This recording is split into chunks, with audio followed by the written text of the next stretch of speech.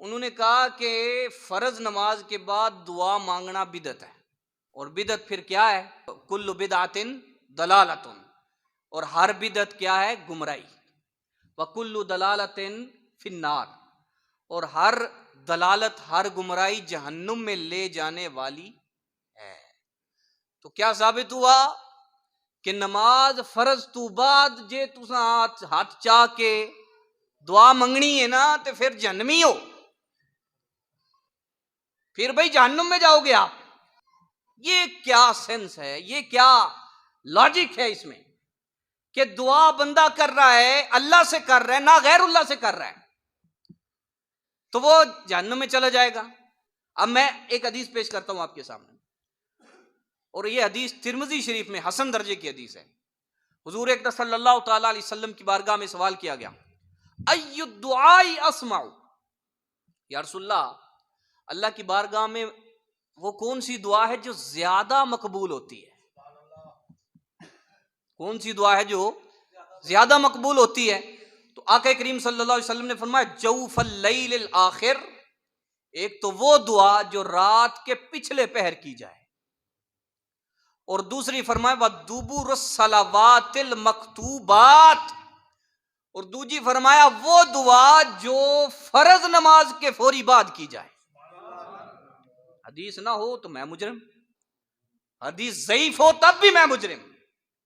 مسئلہ یہ ہے کہ ایک حدیث کہیں سے دیکھ لی، یا ایک طرح کا نظریہ سن لیا، ایک سپیچ کسی سے، ایک تقریر کوئی سن لی، اور پھر اس کے اندر اپنے اندر کڑتے رہنا، بھیا سارے جہنمی نے لہذا میں ہوں دعا منگنی نہیں یعنی انہاں نوں منگن دیو، میں ہاتھ تھلے کر کے بہنا ہے، نہیں منگنی میں۔ تو یہ نہیں، دین میں اس طرح کی شدت نہیں ہے کہ دعا مانگنے پہ بھی آپ کہیں کہ جہنمی ہو گئے۔ میں نے کہا کہ یہ ثابت ہو گیا کہ نماز کے بعد دعا مانگنا جائز ہے کہ نہیں جائز؟ نیری جائز نہیں، فرمایا کہ اسماؤ، رب کی بارگاہ میں زیادہ قبولیت جو پا سکتی ہے نماز کے بعد ہے وہ دعا دبر الصلوات المکتوبات، نماز مکتوبہ یعنی نماز فرض کے فوری بعد جو دعا مانگی جائے۔ اور یہ کئی کلمات آقا علیہ السلام کی ادعیہ آپ کی دعاؤں کے احادیث میں موجود ہیں، بخاری مسلم اٹھا کے آپ دیکھ سکتے ہیں۔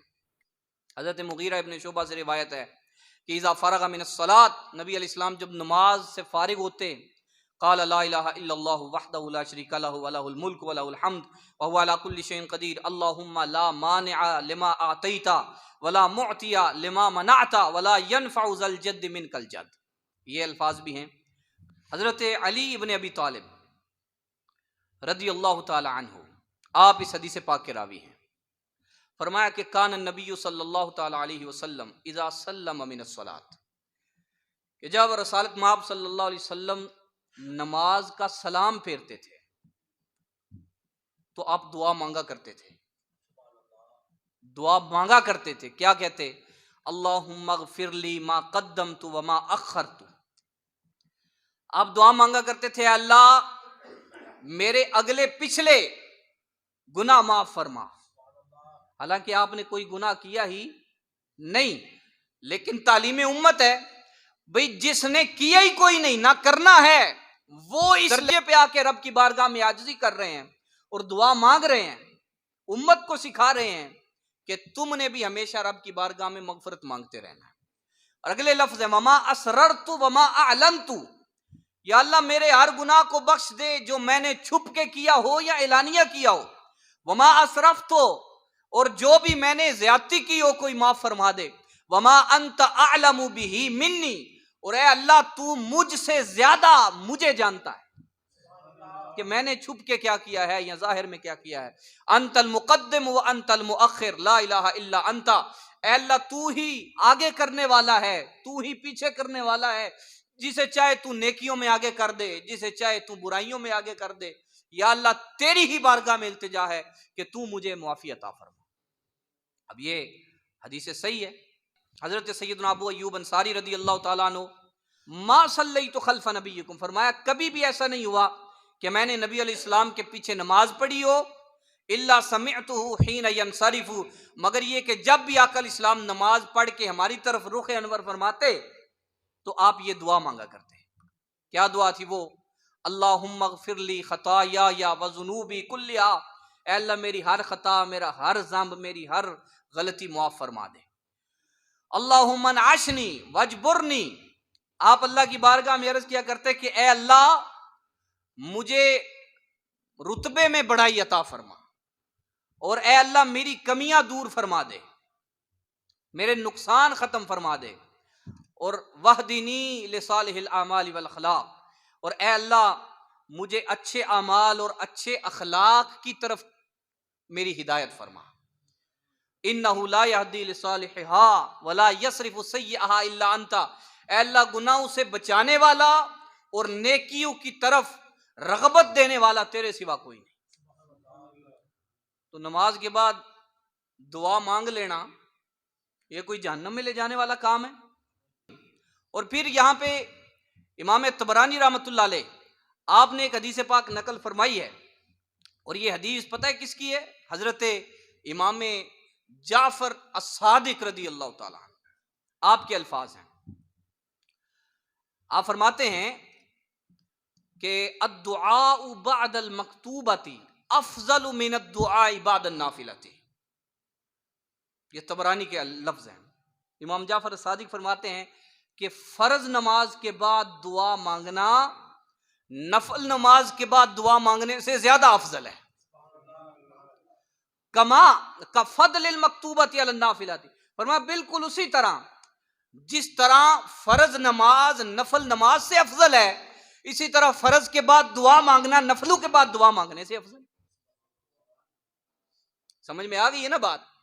تو یہ جو ہے تفتیش کیا کریں، صرف ایک کہیں سے کوئی بات لے کر اس پہ پریشان بھی نہ ہوا کریں، اور تنگ دل بھی نہ ہوا کریں، متشدد بھی نہ ہوا کریں.